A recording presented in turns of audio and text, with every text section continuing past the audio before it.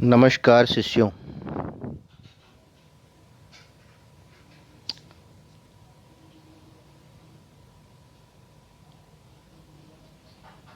देखिए क्या दिखाई दे रहा है। ये कितनी सुंदर तितली। बचपन में हम लोग बहुत इसके पीछे भागे होंगे और अगर हमने पकड़ लिया तो उसके रंगों को देखते होंगे। ये जो ईश्वर ने इसमें रंग दिया है ना, ऐसा रंग हम नहीं बना सकते।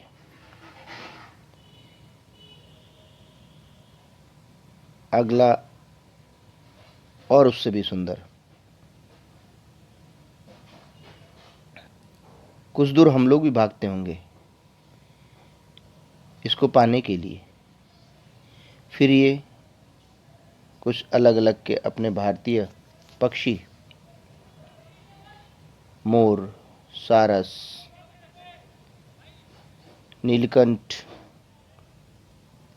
तोता, मैना, हंस और अपने घर में फुदक फुदक कर उड़ने वाली गौरैया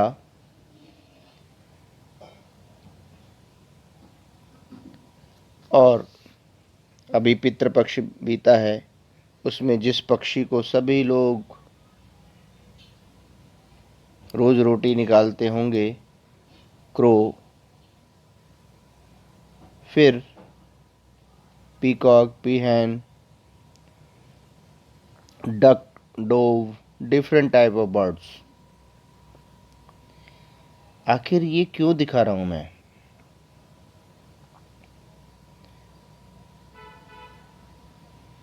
सोचिए, ये आपके गार्डन में आने वाले डिफरेंट टाइप के फूल,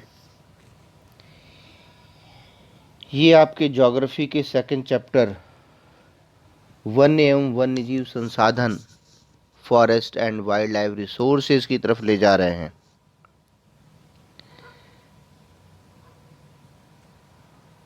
तो चलिए इन डिफरेंट टाइप के प्लांट्स, बर्ड्स, बटरफ्लाई, इनके साथ साथ हम आज इस चैप्टर की शुरुआत करते हैं। आखिर होता क्या है वन? क्या होता है वाइल्ड या वाइल्ड लाइफ, वन्यजीव संसाधन? फॉरेस्ट, जिसको हम वन कहते हैं, land covered with different types of trees. वो एक विशेष एरिया, क्षेत्र, जो कि अलग अलग प्रकार के वृक्षों से कवर्ड होता है, ढका होता है। वाइल्ड क्या है, वन्य क्या है, क्यों इसे कहा जाता है? लिविंग और ग्रोइंग इन नेचुरल कंडीशंस। ये किसी के द्वारा उगाए नहीं गए होते हैं, ये प्राकृतिक रूप से उगे होते हैं। Natural environment that is not controlled by people, इसको हम वाइल्ड कहते हैं, वन्य कहते हैं। तो ये समझ में आ गया होगा हमारे। और रिसोर्स तो पढ़ते आए हम लोग, संसाधन, और सप्लाई ऑफ समथिंग और a piece of equipment etcetera that is available for somebody to use. इसमें दो और टर्म यूज की गई हैं।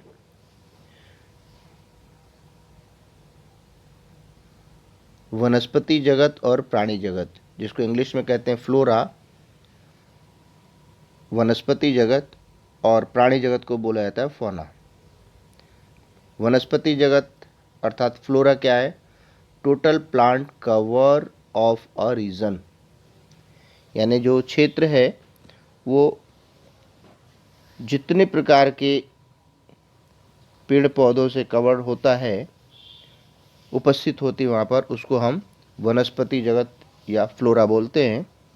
और इसी तरह से total animals of a region, उस क्षेत्र में जितने भी प्रकार के जानवर होते हैं उसको हम फौना या प्राणी जगत कहते हैं। ये चैप्टर कोई बहुत बड़ा चैप्टर नहीं है। इस चैप्टर में हमें क्या क्या विशेष रूप से पढ़ना है, एक तो ये है कि इस प्राणी जगत का विभाजन, प्राणियों का विभाजन कितने प्रकार के होते हैं, जो प्राप्त होते हैं उनके आधार पे एक संगठन है जिसको हम लोग IUCN बोलते हैं।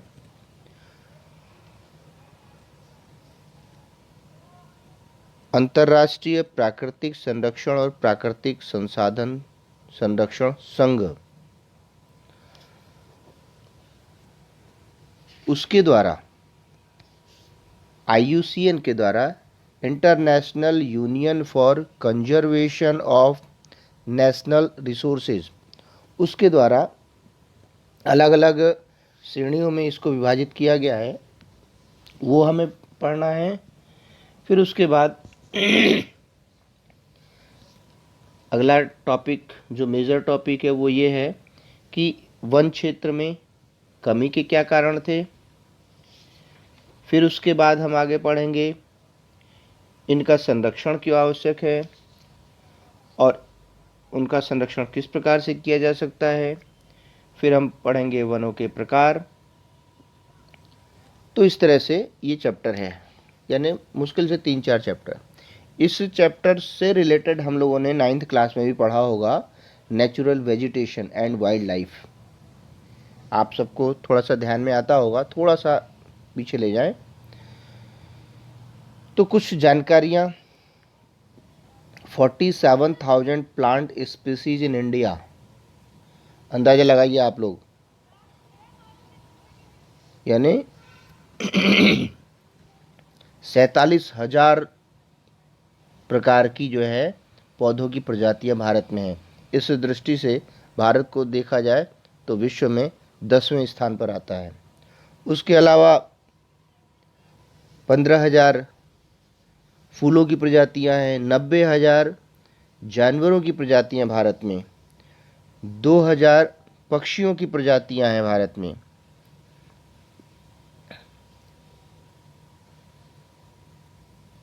इस तरह से ये विभिन्न प्रकार की प्रजातियां हैं जो हम लोग 9th क्लास में पढ़ी होंगी।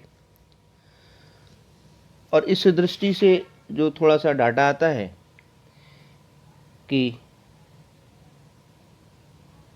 विश्व की 8% प्रजातियां भारत में पाई जाती हैं। अब आप अंदाज़ा लगाइए कि इतने अधिक होने पर केवल 8%, तो ये तो अनकाउंटेबल है। हम लोग इसको गिन ही नहीं पाएंगे कि कितने प्रकार की पौधों की प्रजातियां हैं, कितने प्रकार की पक्षियों की प्रजातियां हैं, कितने प्रकार की फूलों की प्रजातियां हैं, यानी अनगिनत। और अगर इसको हम लोग देखते हैं तो प्रकृति ने इनको जो डिज़ाइन किया हुआ है वो दुर्लभ होता है, और इनकी जो सुंदरता है वो अपने तरफ इतना आकर्षित करती है कि इसको हम लोग प्राप्त कर लेना चाहते हैं। तो इस दृष्टि से देखा जाए तो अलग अलग प्रकार के पेड़ पौधे, पक्षी, ये सारे 10% वनस्पति जात तथा 20% स्तनधारी भारत में लुप्त होने के कगार पर है, यानी समाप्त होने के कगार पर। धीरे धीरे धीरे धीरे वो समाप्त होते जा रहे हैं। जैसे आजकल आप लोगों ने देखा होगा कि पहले गिद्ध बहुत दिखाई देते थे, लंबी लंबी गर्दन वाले, लेकिन आज वो दिखाई नहीं देते। ये चिंता का विषय है। देश में कुल 19.39% पार्ट है, वही केवल उसमें वन पाया जा रहा है। वन भी धीरे धीरे समाप्त हो रहे हैं जो नेचुरल थे। अब तो वनों की संख्या बढ़ाने के लिए लगाया जा रहा है, प्लांट किया जा रहा है पेड़ों को, लेकिन वो उस समय प्राकृतिक थे। तो इस तरह से अब हमारा जो मेन टॉपिक है, जिसको हम लोग कहेंगे classification of species according to IUCN। IUCN के अनुसार पौधे और प्राणियों का विभाजन।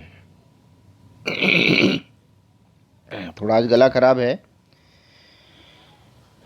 तो सबसे पहले इसको याद करने का एक तरीका, ठीक है ना, जैसे हम लोग मंत्र वगैरह पढ़ते हैं, अंग कंग टंग चंग तंग पंग यंग संग विंग दुंग एंग विंग हंग शंग धिजाग्रम त्रोटे त्रोटे दीप्तम कुरुंग कुरुंग स्वाहा, ऐसा एक मंत्र पढ़ते हैं हम लोग जब दुर्गा सप्तशती में। तो अगर इसको उस दृष्टि से याद करना चाहें तो जो सबसे पहली प्रजाति है वो है सामान्य जातियाँ, और ये वे जातियाँ हैं जिनकी संख्या जीवित रहने के लिए सामान्य मानी जाती है, सामान्य रूप से ये पाए जाते हैं। और दूसरी आती है हमारी संकटग्रस्त।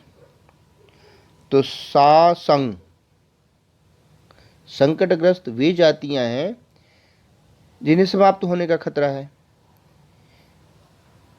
उसके पीछे कारण कुछ भी हो, परिस्थितियां हो, वातावरण हो, हमारा स्वार्थ हो, मानवीय क्रियाएं हो, कुछ भी हो सकता है, लेकिन वो धीरे धीरे उनकी संख्या कम हो रही है और लुप्त होने के कगार पर। जैसे काला हिरण, मगरमच्छ, भारतीय जंगली गधा, गैंडा, है ना, पूंछ वाला बंदर, शेर पूंछ वाला बंदर, मुड़ी हुई पूंछ वाला।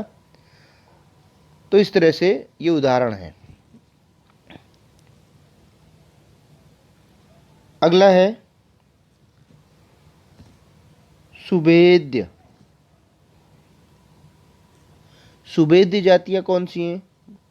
ये वे जातियां हैं जिनकी संख्या घट रही है,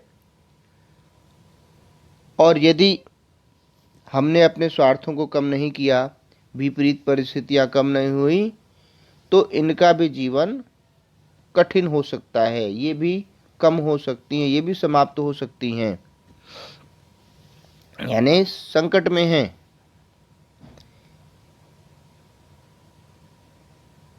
जैसे नीली भेड़, एशियाई हाथी, गंगा नदी की डॉल्फिन, ये धीरे धीरे कम हो रहे हैं।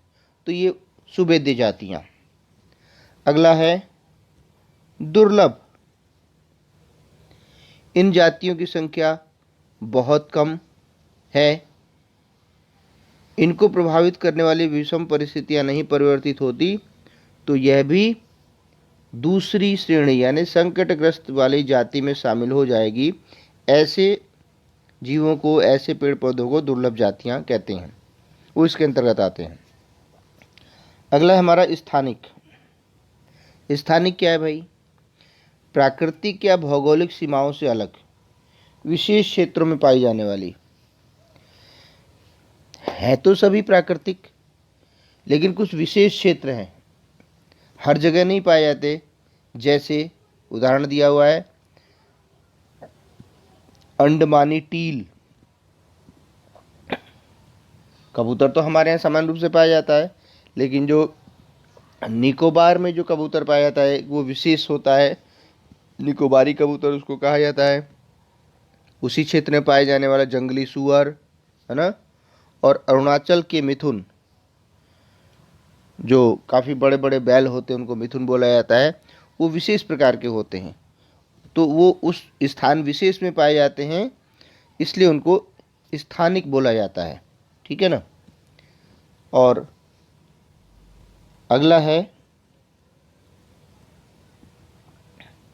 लुप्त। ये वे जातियां हैं जिनको जहाँ पर ये पाई जाती हैं क्षेत्र विशेष में, और जब इनको खोजा जाता है तो वहाँ पर ये नहीं मिलती हैं, तो ये माना जाता है कि ये लुप्त हो गई हैं। कभी कभार दिखाई पड़ जाती हैं तो उसका तुरंत समाचार पत्रों में आता है कि हाँ यहाँ पर ये इस प्रकार की विशेष जो है पक्षी या जानवर पाया गया। तो ये वो क्षेत्र हैं जहाँ पर कि इनकी उपस्थिति विशेष रूप से होती है और खोजने पर नहीं मिलते हैं, उनको लुप्त जातियाँ कहते हैं। ऐसे उदाहरणों में एशियाई चीता और गुलाबी सिर वाली बत्तख शामिल हैं। तो जैसे मैंने कहा था कि इसको याद करने का तरीका मंत्र के आधार पे, तो पहले आया सामान्य, उसके बाद आया संकटग्रस्त, तो सा संग, फिर उसके बाद आया सुभेद्य, सा संग सु, दुस्थालु, सा संग सु दुस्थालु। ये हिंदी में याद करने का तरीका। आइए इंग्लिश में देखते हैं इसी को। क्लासिफिकेशन ऑफ स्पीसीज, फर्स्ट है, हमने पढ़ा था सामान्य जाति, नॉर्मल स्पीसीज बोला जाता है। फाउंड इन नॉर्मल लाइफ, यानी सामान्य रूप से जीवन में जो पाया जाता है उसको सामान्य जातियाँ।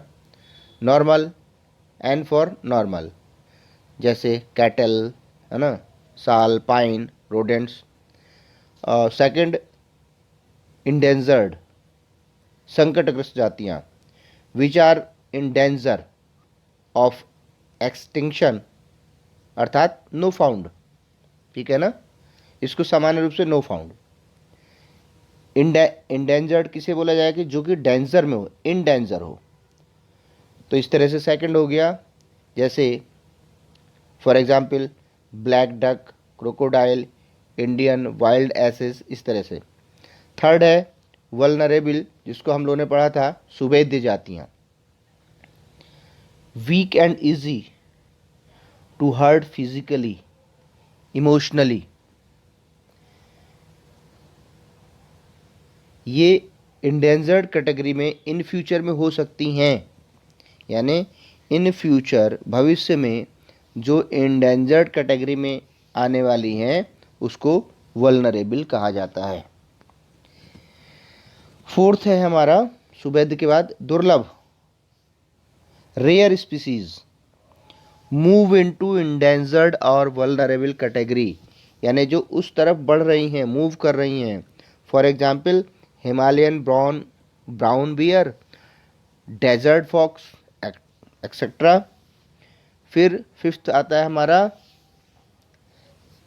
स्थानिक, endemic species, particular place only found in a particular area.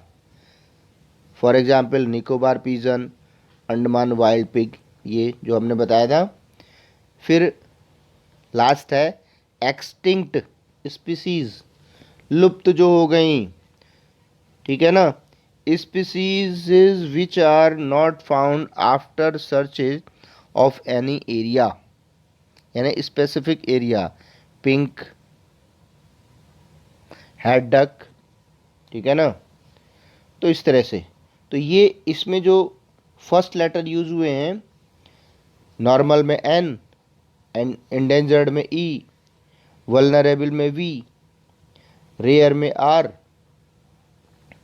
और एंडेमिक और एक्सटिंक्ट, इसमें दोनों में ई यूज हुआ है, तो इसको हम लोग शॉर्ट में बोलेंगे नेवरी, NEVREE। ऐसे हम लोग अगर इसको लर्न करते हैं तो ये आसानी से लर्न हो जाता है। और इसको फिर देखिए, इस पर आते हैं हम थोड़ा सा। ये सब आप लोगों के लिए मैंने नोट्स बनाया हुआ है। देखिए, normal species, endangered species, vulnerable species, rare species, endemic and extinct. तो इस तरह से ये क्या हो गया, नेवरी, NEVREE, classification of species equal to नेवरी, ठीक है। इस तरह से हम इसको आसानी से लर्न कर सकते हैं। नेक्स्ट टॉपिक है हमारा, बहुत ही इम्पॉर्टेंट टॉपिक है, इसको हम लोगों ने 9th क्लास के हिस्ट्री में पढ़ा हुआ है, और उस चैप्टर का नाम है वन्य समाज एवं उपनिवेशवाद, वाइल्ड लाइफ एंड कॉलोनियलिज्म,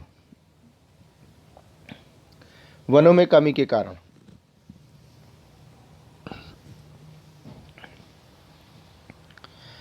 उस चैप्टर में हम लोगों ने पढ़ा था हिस्ट्री में 9th में कि वो कौन कौन से कारण थे जिसके वजह से लगातार वनों को बहुत तेजी से काटा गया। पहला ध्यान में आता है कि रेलवे लाइन को बिछाने के लिए, उसके स्लीपर्स के लिए जो साल और सागौन के जो बहुमूल्य लकड़ियां थीं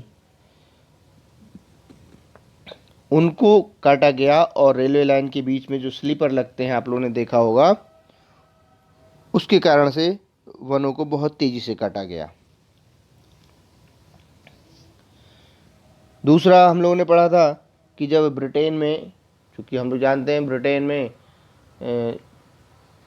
जो उनकी नेवी थी वो बहुत ही तगड़ी थी, उनके पास बहुत बड़े बड़े शिप्स थे, जहाज़ थे, जिनके आधार पर उन्होंने पूरे विश्व पर शासन किया। वो जहाज़ किस लकड़ी के बने होते थे? इंग्लैंड में उस समय ओक के पेड़ पाए जाते, ओक। जब उन पेड़ों की समाप्ति हो गई, वहाँ पर समाप्त हो गए, नहीं मिले, तो उन्होंने यहाँ पर जो ईस्ट इंडिया कंपनी उस समय थी उसको कहा कि भाई इस तरह की लकड़ी की खोज करिए आप वहाँ पर, जिससे कि हम जहाज़ बना सकें। तो ईस्ट इंडिया कंपनी ने ओक की क्वालिटी के पेड़ों की यहाँ पर खोज की और उसको बहुत तेज़ी से काट कर वो अपने यहाँ ले जाने लगे जहाज़ को बनाने के कारण। तो यानी दूसरा है जहाज रानी। तीसरा है कृषि।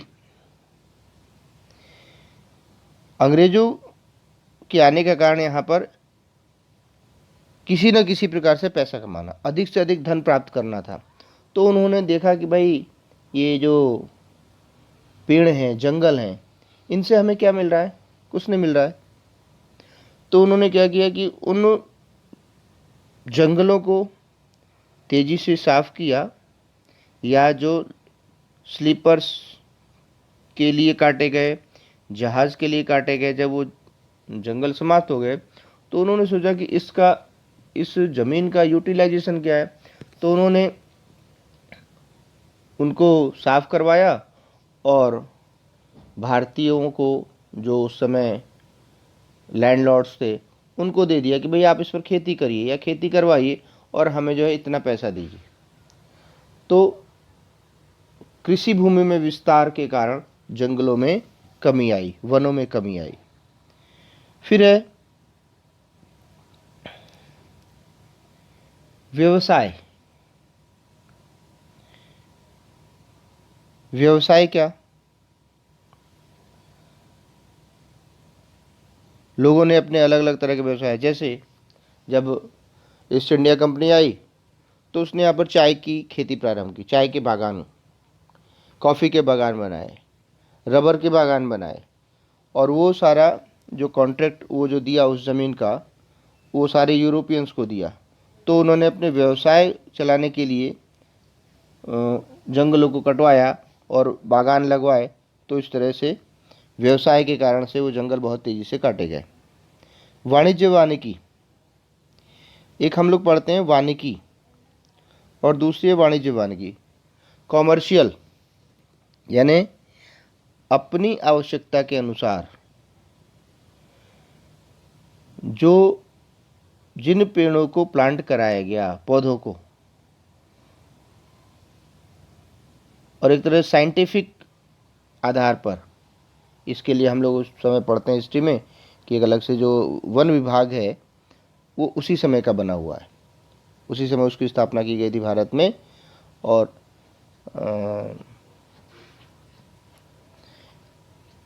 वन अधिकारी नियुक्त किया गया था, वो भी इंग्लैंड से ही आया था, डाइट्रिच ब्रैंडिश, जो सबसे पहला अधिकारी था, वन क्षेत्र का सबसे बड़ा अधिकारी।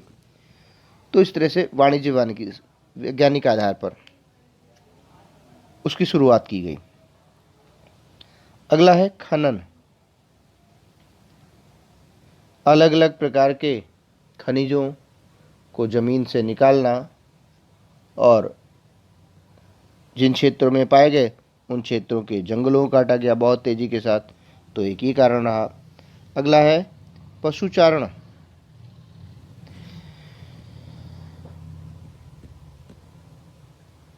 एक हमने हिस्ट्री में चैप्टर पढ़ा होगा, पैस्टोलिस्ट,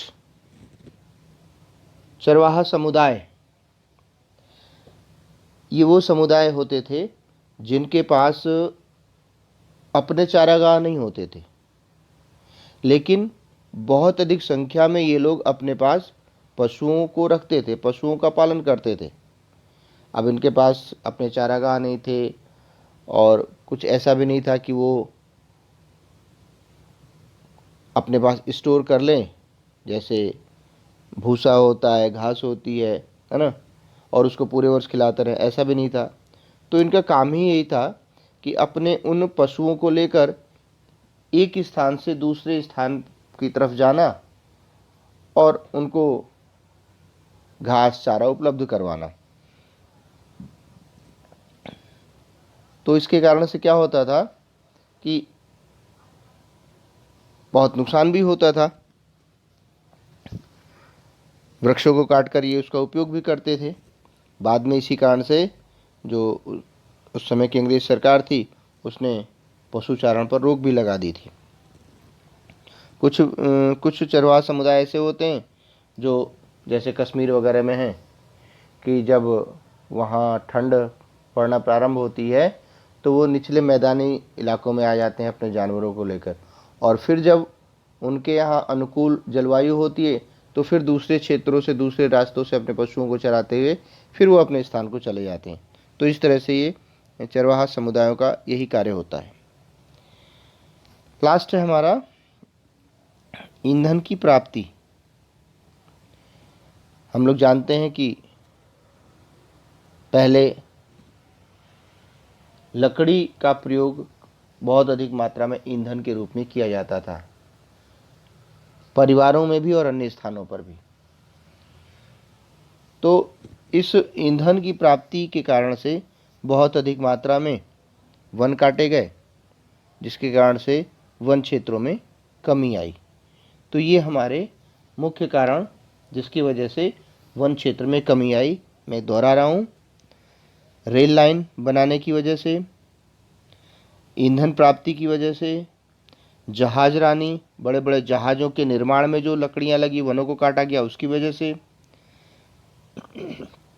कृषि भूमि के विस्तार के कारण, वाणिज्य वानिकी के कारण, है ना, फिर खनन के कारण और पशुचारण के कारण, व्यवसाय के कारण। ये कारण हैं जिनकी वजह से वन क्षेत्र में लगातार कमी आती चली गई।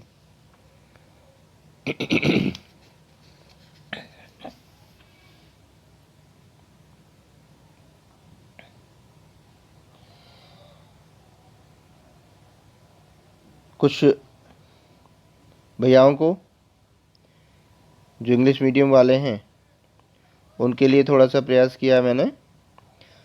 Factors that cause depletion of flora and fauna. First cause, greatest damage during colonial period due to railway, agriculture, shipping, scientific forestry and mining activities। जो मैंने चैप्टर का आप लोगों को बताया था 9th क्लास के हिस्ट्री चैप्टर का, वही सारे कॉज। सेकंड है, after independence continues forest area converted to agricultural land all over India. और स्वतंत्रता प्राप्ति के बाद बहुत तेज़ी के साथ कृषि भूमि में विस्तार करने का प्रयास किया गया, तो उसका कारण। थर्ड है, in north India deforested and degraded by shifting cultivation. हम लोगों ने शिफ्टिंग कल्टीवेशन के बारे में पढ़ा होगा, जिसको हिंदी में स्थानांतरित कृषि कहते हैं, कहीं पर झूम कृषि कहते हैं, यानी अलग अलग क्षेत्रों में ये अलग अलग नाम, अपने ही देश में अलग अलग नाम से जानी जाती है, अन्य देशों में अन्य वहाँ के नाम से जानी जाती है। इसमें क्या हो जाता था, शिफ्टिंग, यानी अपनी एग्रीकल्चरल लैंड को शिफ्ट करना। पहले इतनी अधिक मात्रा में हमारे पास ना तो टूल्स थे, एग्रीकल्चरल टूल्स भी नहीं थे, ना तो केमिकल्स थे, ना तो हमारे पास फर्टिलाइजर्स थे। तो उस समय लोग क्या करते थे कि इसको अलग अलग प्रकार से करते थे। उन्होंने कुछ एरिया के जंगल को काटा और वहाँ पर जो ज़मीन है वहाँ पर खेती की, क्योंकि वो फर्टाइल लैंड होता था। फिर 2-3 साल खेती किया, फिर उस एरिया को छोड़ा, फिर अगले स्थान पर चले गए। तो इस तरह से इसको शिफ्ट करते, इसको शिफ्टिंग कल्टीवेशन। फोर्थ है, लार्ज स्केल डेवलपमेंट प्रोजेक्ट्स। बहुत अधिक मात्रा में जो विकास के कार्य किए गए, चाहे वो रोड से संबंधित हो या आपके इंडस्ट्रियलाइजेशन संबंधित हो, उसके कारण से जो जंगल काटे गए। फिफ्थ है forest cleared for river valley project, नदी घाटी परियोजनाएं, जैसे कि जो बड़े बड़े डैम बनाए गए, बांध बनाए गए, उसके वजह से जो है जंगलों को काटा गया। तो ये मुख्य कारण। ग्रेजिंग, पशुचारण जिसको कहा गया, grazing, fuel wood collection and mining is another factors for deforestation. और सेकंड लास्ट है over population is also major cause, तीव्र जनसंख्या वृद्धि जानते हैं हम लोग। और लास्ट है फॉरेस्ट फायर्स, ये मेन कॉज है। ये भी जो जंगल में जब आग लगती है तो उस पर नियंत्रण करना बहुत ही मुश्किल होता है और ये बहुत तेज़ी के साथ बढ़ती है। कारण क्या होता है कि गर्मी के दिनों में मुख्य रूप से जो नीचे की जो पत्तियां हैं वो भी सूखी रहती हैं, पेड़ों पर भी इसी तरह से रहता है, पेड़ भी सूखे रहते हैं। तो अगर एक भी चिंगारी वहाँ भड़की तो बहुत तेज़ी के साथ उस पूरे क्षेत्र को अपनी लपेटे में ले लेती है। तो ये एक मेन कारण हुआ फॉरेस्ट फायर। तो इस तरह से हमारा ये सेकंड टॉपिक क्लियर हुआ।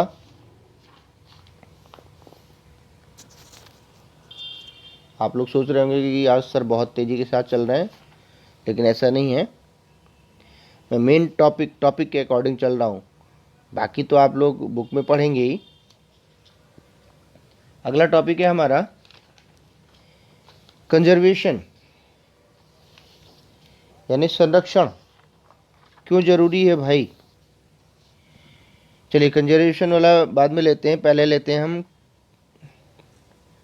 Types and distribution of forest.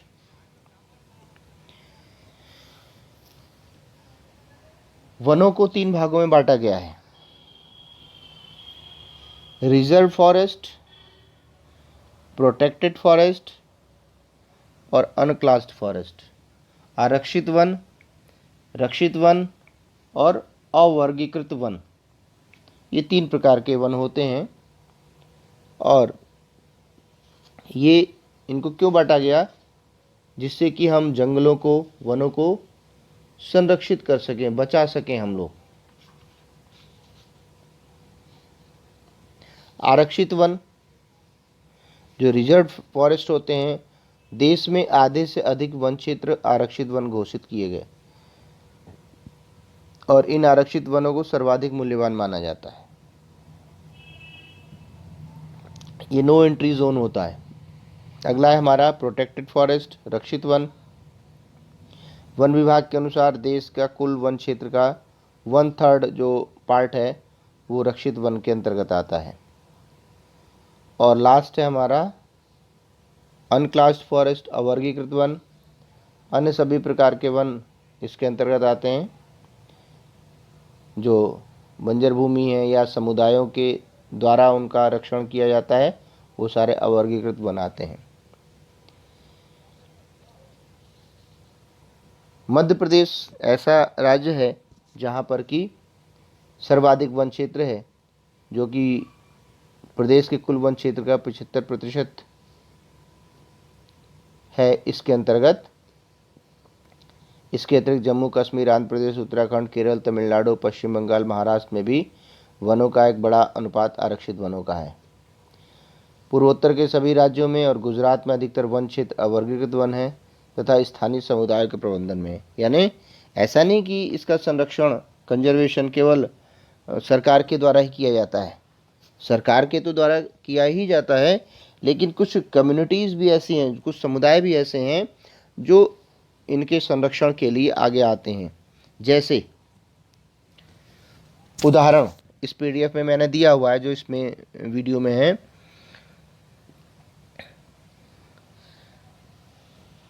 Rajasthan में एक सरिस्का बाघ रिजर्व क्षेत्र है और वहाँ के लोगों ने जब वहाँ पर खनन का कार्य शुरू हुआ सरकार के द्वारा, तो उसको बंद करवाने के लिए उन्होंने आंदोलन छेड़ दिया। इसी तरह से राजस्थान के अलवर ज़िले में 5 गांव के लोगों ने मिलकर 1200 हेक्टेयर वन जो क्षेत्र था, जिसको भैरवदेव डाको के नाम से जाना जाता है, उसको आरक्षित घोषित कर दिया, नो एंट्री जोन घोषित कर दिया। और वहाँ पर उसी समुदाय के द्वारा नियम बनाए गए, कानून बनाए गए, और वो लोग मिलकर उसकी रक्षा और पोषण का काम करते हैं। उसमें किसी को घुसने नहीं देते हैं।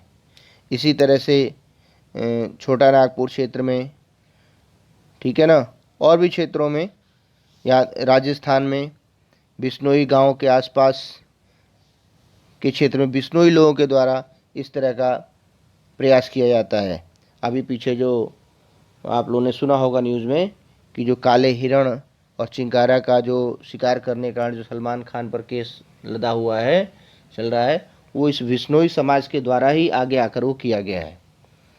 इसी तरह से जो हमारा हिमालय क्षेत्र है, उसमें जब जंगलों को काटा जाने लगा तो वहाँ पर उसको बचाने के लिए चिपको आंदोलन प्रारंभ हुआ। उसके अंतर्गत क्या होता था कि जब कोई पेड़ों को काटने के लिए आता था तो उससे वहाँ के जो स्थानीय लोग थे वो जाकर चिपक जाते थे। बच्चे हों, बूढ़े हों, बड़े हों, महिला हो, पुरुष हो, कोई भी जिसको जानकारी होती जाके उस पेड़ से चिपक जाता था। तो इस तरह से उन जंगलों को बचाया गया और बहुत ही फेमस, बहुत ही प्रसिद्ध आंदोलन रहा, जिसको चिपको आंदोलन के नाम से हम लोग जानते हैं। टिहरी में किसानों का बीज बचाओ आंदोलन और नवदाने, ये आंदोलन ऐसे थे जिन्होंने कि ये लोगों को सोचने पर मजबूर किया कि हाँ, हमारे द्वारा भी प्रयास किया जाना चाहिए, केवल सरकार का ही कार्य नहीं है, और जो स्थानीय आधार पर ये जो प्रयास हुए हैं उनके द्वारा इन जंगलों को, वनों को, पर्यावरण को, जंगली जानवरों को बचाया जा सका है।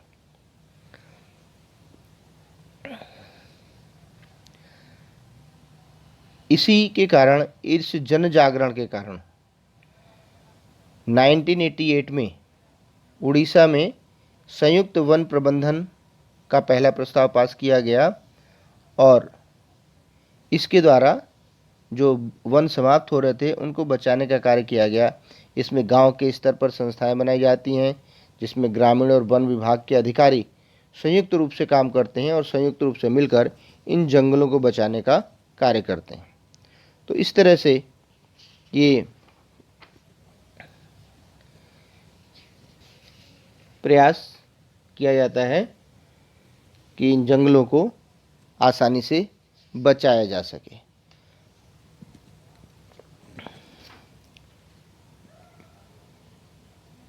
ये देखिए कंजर्वेशन मूवमेंट कौन कौन से, चिपको मूवमेंट, बीज बचाओ आंदोलन, जॉइंट फॉरेस्ट मैनेजमेंट उड़ीसा में, और एक्सरसाइज बाय लोकल कम्युनिटी, जैसे हमने बिश्नोई समाज का राजस्थान में उदाहरण दिया। तो ये इनको बचाने के उपाय, कुछ चीज़ें इसमें दी हुई हैं जो अलग से मैं दिखाना चाहता हूँ। जैसे ये चित्र है, ये चित्र आ जाएगा एग्ज़ाम में और इससे संबंधित कुछ प्रश्न आ जाएगा, इसको भी करना है आप लोगों को। एशियाई चीता के बारे में दिया हुआ है। भूमि पर रहने वाला दुनिया का सबसे तेज स्तनधारी प्राणी चीता बिल्ली परिवार का एक अजूबा और विशिष्ट सदस्य है। अब क्वेश्चन आ जाएगा कि चीता किस परिवार का एक अजूबा सदस्य है या किससे संबंधित है। एमसीक्यूज में आ जाएगा, बिल्ली, कुत्ता, चूहा, है ना, इस तरह से, नेवला। तो ये ध्यान में आना चाहिए किस परिवार का है, बिल्ली परिवार का है। और इसकी स्पीड क्या होती, 112 किलोमीटर प्रति घंटा की रफ्तार से ये दौड़ता था। 1952 में इसको लुप्त घोषित कर दिया गया इसको, और उसके बाद इसको बचाने का प्रयास किया गया। पश्चिम बंगाल में बक्सर टाइगर रिजर्व,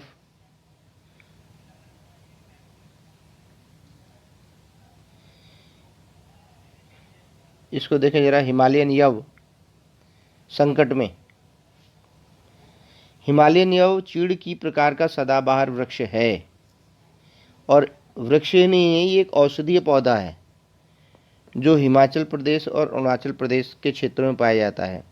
और इससे निकलने वाले टैक्सोल जो रसायन है उसका प्रयोग कैंसर विरोधी औषधियों को बनाने में किया जाता है। और इसके कारण से, चूँकि इतना महत्वपूर्ण है, इसलिए ये जो पेड़ है ये संकटग्रस्त स्थिति में आ गया है। इसको बचाने का प्रयास किया जा रहा है।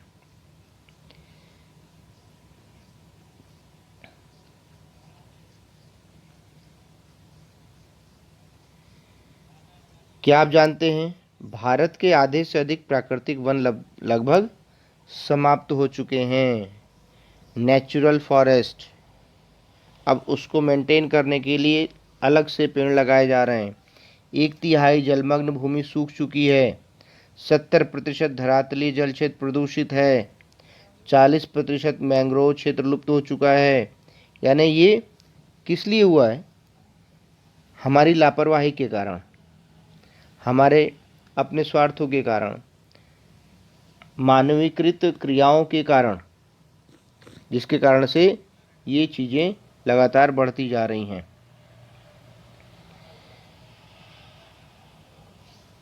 संरक्षण आवश्यक क्यों है? संरक्षण से पारिस्थितिकी विविधता बनी रहती है। ये जो हम लोग शुरू में देखा था ना, डिफरेंट टाइप की बटरफ्लाई, डिफरेंट टाइप के बर्ड्स, डिफरेंट टाइप के फ्लावर्स, डिफरेंट टाइप के फिशेज, यानी विविध प्रकार के वृक्षों को देखा, विविध प्रकार के पक्षियों को देखा। तो ये विविधता बनी रहेगी। और अगर हमने संरक्षण छोड़ दिया, इनको बचाना छोड़ दिया, तो धीरे धीरे ये सारी चीज़ें समाप्त होती चली जाएंगी और केवल किताबों में फ़ोटो के रूप में दिखाई देंगी कि हाँ, हमारे यहाँ इस तरह का पौधा होता था, इस तरह का फूल होता था, इस तरह का जानवर होता था, इस तरह की मछली होती थी। और हमारा जो पारिस्थितिकी तंत्र है, इकोसिस्टम जिसको बोलते हैं हम लोग, उसको बचाने के लिए भी, उस इकोसिस्टम को बचाने के लिए भी इन विविधता को बचाना हमारे लिए ज़रूरी है। इसके लिए भारतीय वन्य जीव रक्षण अधिनियम लागू किया गया 1972 में। उसमें अलग अलग तरह के प्रावधान किए गए। ये जो देख रहे हैं आप, ये चित्र कभी कभार आ जाता है एग्ज़ाम में, कांजीरंगा राष्ट्रीय उद्यान में गैंडा और हिरन, इससे संबंधित भी क्वेश्चन आ जाता है, इसलिए इसको आप लोग इम्पोर्टेंट माने। प्रोजेक्ट टाइगर विश्व की बेहतरीन वन्य जीव परियोजनाओं में से एक है और इसकी शुरुआत 1973 में की गई थी।